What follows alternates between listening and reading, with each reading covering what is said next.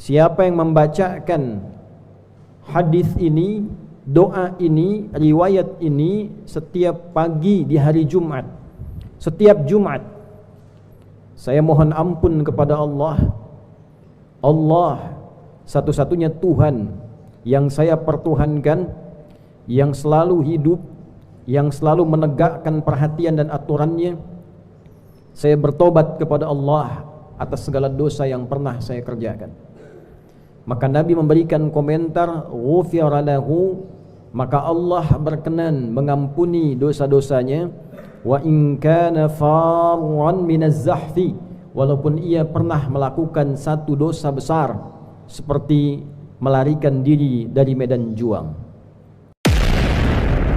Ya ibadallah, ahbaballahi wa ahbaba rasulih sallallahu alaihi wasallam, usi nafsi wa iyyakum bitaqwallahi faqad fazal muttaqun.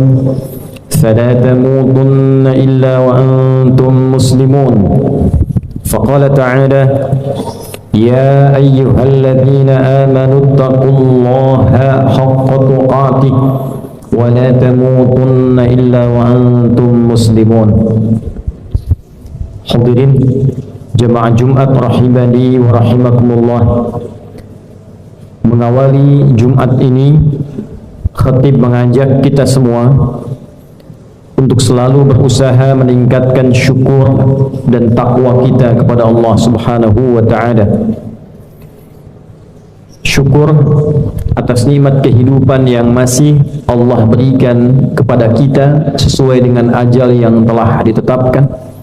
Syukur atas nikmat iman yang telah diberikan kemampuan oleh Allah kepada kita untuk mempertahankan sampai Jumat ini, di tengah sebagian hamba yang masih beraktivitas, masih hidup namun belum mampu beriman. Syukur atas kesempatan yang Allah berikan pada kita membuktikan keberimanan itu dengan menunaikan ibadah Jumat berjamaah.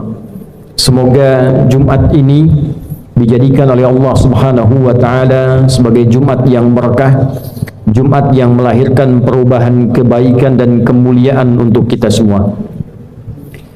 Hadirin, terdapat dalam satu riwayat yang disampaikan oleh Imam Al-Hakim An-Naisaburi dalam kitabnya Al-Mustadrak Lis-Sahihaini, kitab hadis yang disusun sesuai dengan persyaratan Al-Imam Al-Bukhari dan Al-Imam Muslim rahimahumallahu ta'ala. Saat keduanya telah meninggal, Al-Imam Al-Hakim An-Naisaburi mengeluarkan persyaratan-persyaratan yang sangat ketat dari Al-Imam Al-Bukhari dan Al-Imam Muslim dalam meriwayatkan hadis keduanya, lalu menggunakan metodologi dari persyaratan itu untuk menghimpun hadis-hadis yang pada umumnya belum diriwayatkan oleh keduanya.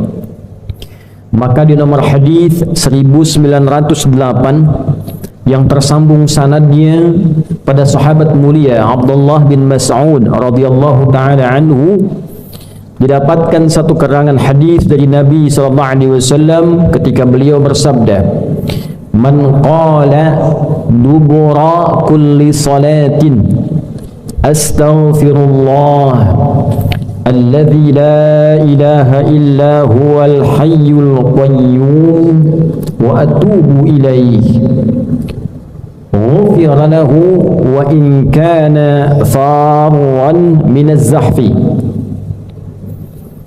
Nabi sallallahu alaihi wasallam pernah bersabda, siapa yang mampu berdoa dengan mengucapkan di setiap selesai salat, astaghfirullah alladzi la ilaha illa huwal hayyul qayyum wa atubu ilaihi, saya mohon ampun kepada Allah, Allah satu-satunya Tuhan yang saya pertuhankan, yang selalu hidup, yang selalu menegakkan perhatian dan aturannya.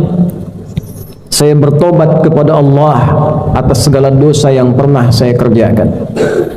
Maka Nabi memberikan komentar, ghufira lahu, maka Allah berkenan mengampuni dosa-dosanya. Wa in kana farwan minaz zahfi, walaupun ia pernah melakukan satu dosa besar seperti melarikan diri dari medan juang. Hadirin, Al-Imam An-Nawawi rahimahullahu ta'ala memasukkan pula hadis ini, riwayat ini pada bagian zikir beliau khususnya di pagi hari, kemudian menyambungkan satu riwayat yang menempatkan paginya khusus di hari Jumat, sehingga beliau memasukkan pada zikir pagi di hari Jumat, dan riwayatnya dengan mengatakan man qala fi kulli sabihati al-jumu'ati, siapa yang membacakan hadis ini, doa ini, riwayat ini setiap pagi di hari Jumat, setiap Jumat, dengan kalimat yang sama, astaghfirullah alladzi la ilaha illa huwal hayyul qayyum wa atubu ilaihi thalathan, dibacakan selama 3 kali, dibacakan sebanyak 3 kali. Ghufira lahu, Allah berkenan mengampuni dosa-dosanya. Wa in kana farwan minaz zahfi, sekalipun ia pernah melakukan dosa besar, ia menghindar dari medan juang. Hadirin, ada analisis yang cukup menarik dari kalimat yang diungkapkan ini. Singkat, padat, serius, hasilnya begitu besar. Kalimat ini bukan sekedar doa yang saat dimunculkan seakan-akan seseorang bebas melakukan kesalahan, mudah melakukan dosa bahkan yang besar, lalu tinggal mengucapkan kalimat ini dan selesai.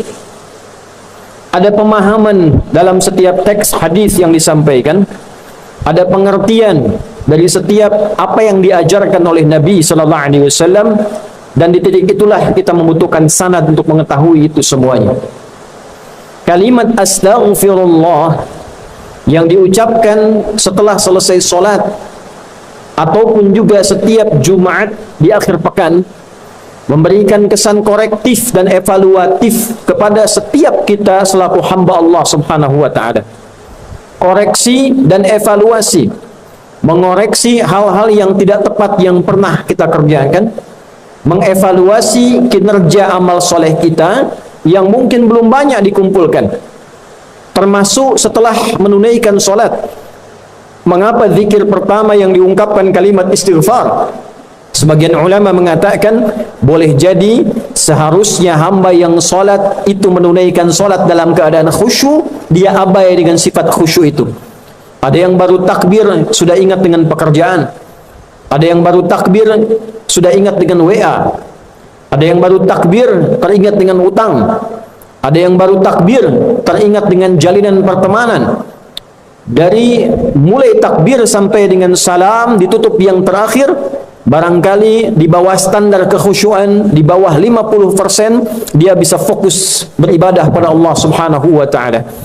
Untuk itulah selesai menunaikan salat, kalimat pertama yang kita ucapkan astaghfirullah, seakan memberikan pesan permohonan ampun kepada Allah karena tak mampu fokus sepenuhnya dalam salat, karena lemah untuk khusyuk sepenuhnya dalam salat. Yang dengan kalimat itulah Allah berkenan mengampuni dan menutupi kekurangan-kekurangan yang terjadi saat salat itu. Pun demikian, antara salat satu ke salat yang lainnya, diucapkan astaghfirullah bukan sekedar diungkapkan di lisan, tapi sekaligus mengingat dalam fikiran, meresapkan dalam hati apa kesalahan yang pernah diperbuat itu, dosa apa yang pernah dikerjakan itu, dari ujung kepala sampai ujung kaki, mata yang salah melihat, telinga yang salah mendengar, lisan yang salah bicara, sampai dengan kaki yang keliru dalam melangkah. Maka kalimat astaghfirullah mengoreksi semua bagian perilaku yang salah itu, mengevaluasi perilaku yang tidak tepat itu, dan merubah semua yang keliru, yang salah itu ke jalan yang saleh. Itu hakikatnya. Untuk itulah kemudian dilakukan langkah evaluasi harian, lalu bertemu pada Jumat ada evaluasi pekanan. diucapkan dalam setiap Jumat untuk mengevaluasi dalam sepekan. Apa kekurangan yang dilakukan, kesalahan yang dikerjakan, perbuatan negatif yang sudah terlanjur keluar, maka dievaluasi dalam sepekan, berupaya untuk memperbaiki itu dan meningkatkan takwa kepada Allah Subhanahu wa taala. Itulah sebabnya diantaranya ketika Nabi sallallahu alaihi mengatakan, Nabi sallallahu alaihi wasallam pernah menyampaikan, as-salawatu ila as-salawat wal jumu'atu ila al-jumu'ah wa ramadan ila ramadan kafaratun lima bainahunna. Salat satu ke salat yang lainnya, Jumat ke Jumat, Ramadan ke Ramadan akan otomatis menjadi kafarat dari dosa-dosa kecil yang pernah terjadi di antaranya. Dengan mengerjakan salat benar, ikhlas, dosa-dosa kecil digugurkan. Dengan istighfar, mengevaluasi diri, ditambahkan setelah selesai salat, pagi-pagi dalam Jumat, kita istighfar sampai dengan disebutkan 3 kali sampai sadar. Bukan hanya 3 kalinya, sampai punya kesadaran bahwa itu salah, sampai punya kesadaran bahwa itu keliru, sampai punya kesadaran untuk memperbaiki kesalahan-kesalahan itu. Saat itulah kita mengatakan alladzi la ilaha illa huwal hayyul qayyum, sampai kita mampu menetapkan ada Allah yang mengawasi kita, ada Allah yang kita tuhankan, ada Allah yang selalu hayyun la yamut, selalu tegak, selalu hidup mengawasi kita semua, qayyum, tidak pernah abai dan lalai dalam mengawasi kita. Sampai kita punya rasa itu, merasa diawasi Allah, merasa dipantau Allah, sehingga dengan dipantau itu kita tidak bicara sembarangan. Takut kalau bicara sedang dipantau salah, takut kalau mendengar yang salah ketika sedang dipantau.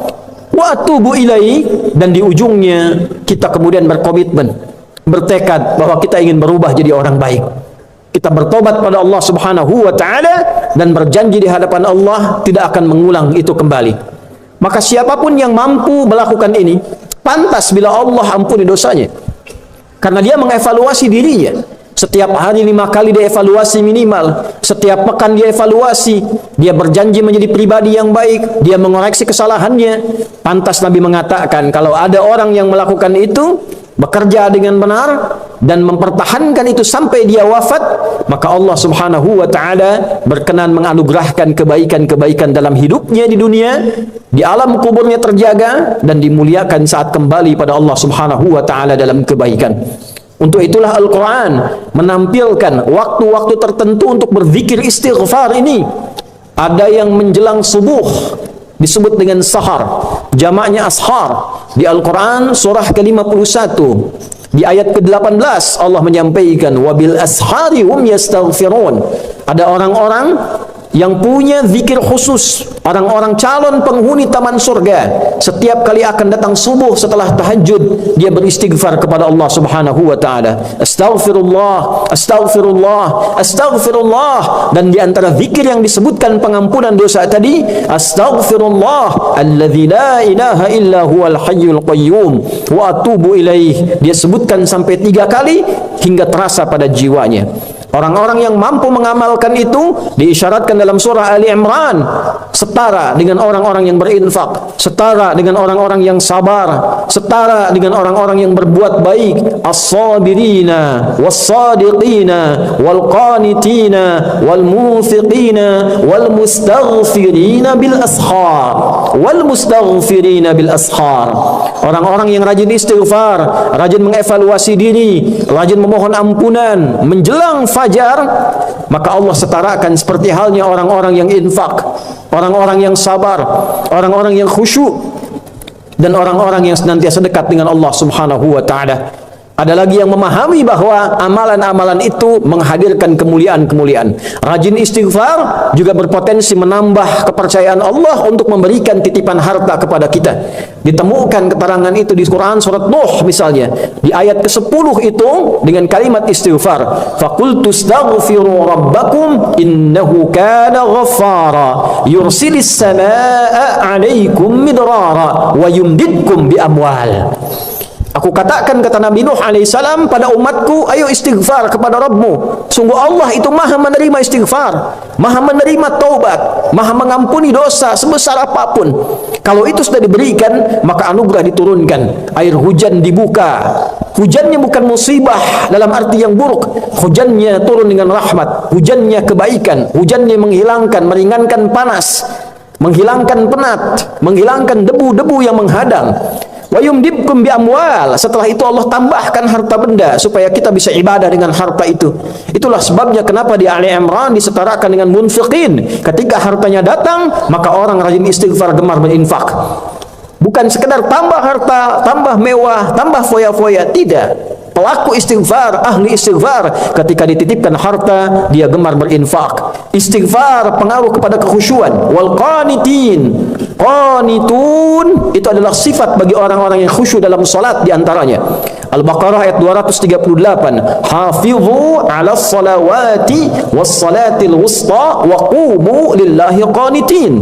Orang-orang yang istighfarnya bagus akan berdampak pada salatnya pun bagus. Salatnya baik. Bila salatnya sudah baik, doanya terkabul. Bila salatnya sudah baik, pribadinya jadi baik. Maka istighfar ini agung nilainya. Mengampuni dosa, mendatangkan harta dari sisi yang tidak kita duga, dan merubah pribadi kita menjadi orang baik, serta mempengaruhi setiap ibadah kita berubah kualitasnya menjadi lebih baik. Itu diantara riwayat, walaupun singkat, padat, tapi bermanfaat. Dan dengan iman kita bisa mendapatkan itu.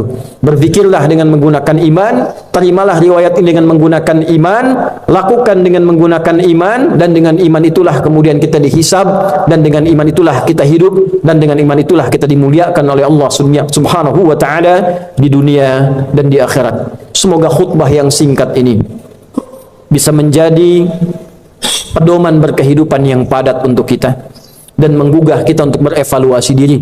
Sungguh pada akhirnya seluruh aktivitas kita di dunia ini akan berakhir, selesai. Tapi yang belum selesai adalah pertanggungjawaban amalan kita. Apakah dinilai saleh ataukah dinilai salah?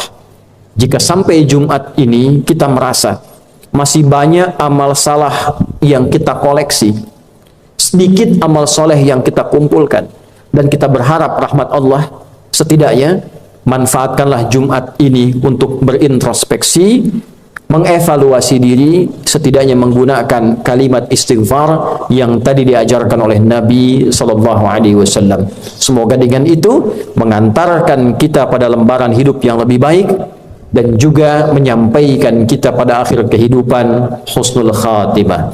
Barakallahu li wa lakum fil Qur'anil azim, wa nafa'ni wa iyyakum bima fihi minal ayati wa dzikril hakim, wa taqabbala minni wa minkum tilawatahu innahu huwas sami'ul alim.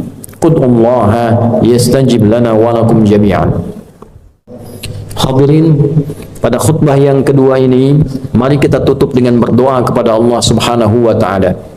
Isi dalam doa ini kita akan fokuskan untuk permohonan kebaikan dunia kita, evaluasi amalan kita, dan harapan kita kepada Allah agar diwafatkan dalam keadaan baik dan diterima ketika pulang menghadap Allah dalam penerimaan yang baik, dan diberikan tempat terbaik dan bertemu dengan orang-orang baik, terkhusus Rasulullah sallallahu alaihi wasallam.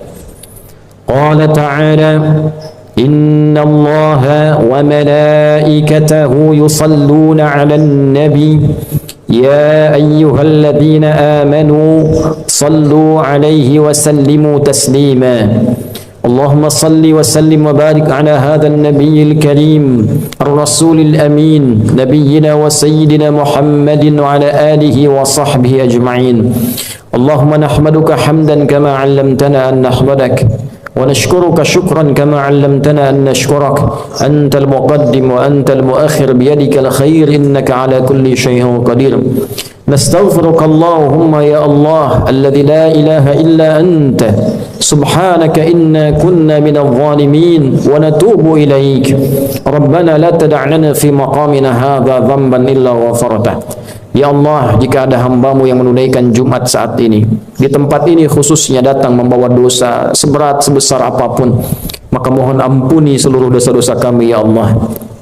wala hamman illa farajtah, jika ada yang datang membawa kegelisahan, mohon tenangkan hatinya. Wala asiran illa yassartah, jika ada yang datang membawa kesulitan, mohon ringankan dan hilangkan kesulitan hidupnya. Wala maridan illa syafaitah, jika ada yang hadir saat ini engkau uji dengan penyakit, mohon angkat dan sembuhkan penyakitnya. Wala dainan illa qadaitah, jika ada yang sedang terlilit oleh utang piutang, mohon limpahkan rizki kepadanya untuk melunasi utang-utangnya. Allahumma ya arhamar rahimin, ij'al jam'ana hadha jam'an marhuma wa tafarruqana min ba'dihi tafarruqan ma'suma, jadikan pertemuan kami di Jumat ini menghimpun kebaikan dan kekeluargaan di antara kami, dan bila pun kami mesti berpisah, jadikan perpisahan kami mempertemukan kami dalam pertemuan yang lebih baik dibandingkan dengan hari ini. Allahumma ij'al baqiyata hayatina hayatan thayyibah wa akhira wafatina husnal khatimah. Ya Allah, jadikan lembaran baru kehidupan kami lebih baik dibandingkan hari-hari sebelum yang telah kami lalui. Dan bila pun kami mesti kembali kepadamu kapanpun waktunya, wafatkan kami dalam keadaan husnul khatimah. Tawaffana muslimin biqauli la ilaha illallah Muhammadur Rasulullah. Wafatkan kami dengan kemampuan di lisan kami untuk mengucap kalimat la ilaha illallah Muhammadur Rasulullah. Wa ajib kalimatana biqaulika ya ayyatuhan nafsul mutmainnah irji'i ila rabbiki radiyatan mardiyah fadkhuli fi ibadi wadkhuli jannati. Ya Allah, maka jawab kalimat kami dengan panggilanmu yang indah. Hei jiwa-jiwa yang tenang, cepat pulang kepadaku. Aku ridha dengan seluruh amalmu, engkau pun akan ridha dengan pemberianku. Masuk dalam golongan hamba-Ku, aku siapkan surga untukmu. Allahumma ij'al nahnu ya Allah, Allahumma ij'alna nahnu ya Allah habibi Sayyidina Muhammad sallallahu alaihi wasallam. Ya Allah, jadikanlah kami di antara umat-umat Nabi yang sangat mencintai dan menghadirkan cinta kepada Rasulullah sallallahu alaihi wasallam. Wahfadna wahfad biladana Indonesia, waj'al biladana baldatan tayyibatan wa anta tarbaha.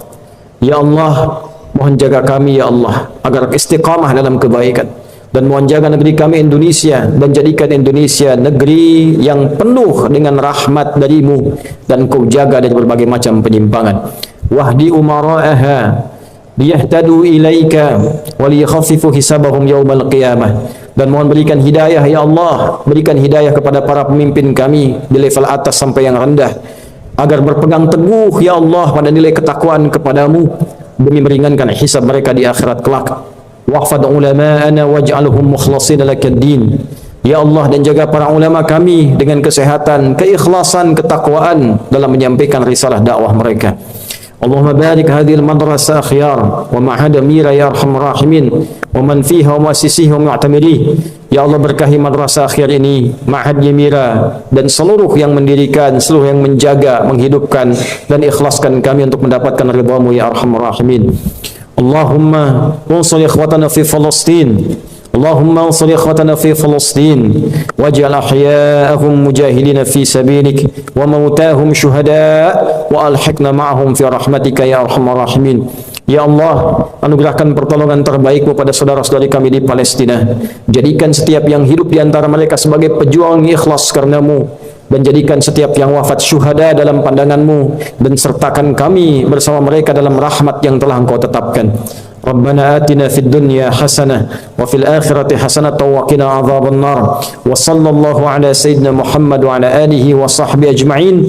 Nastaghfirullahal azim alladzi la ilaha illa huwa al hayyul al qayyum wa natubu ilaihi walhamdulillahi rabbil alamin. Ibadallah, innallaha ya'muru bil 'adli wal ihsan wa ita'i dzil qurba wa yanha 'anil fahsya'i wal munkari wal baghi ya'idhukum la'allakum tadhakkarun wa la dzikrullahi akbar wallahu ya'lamu ma tasna'un. Aqimus shalah yarhamukumullah.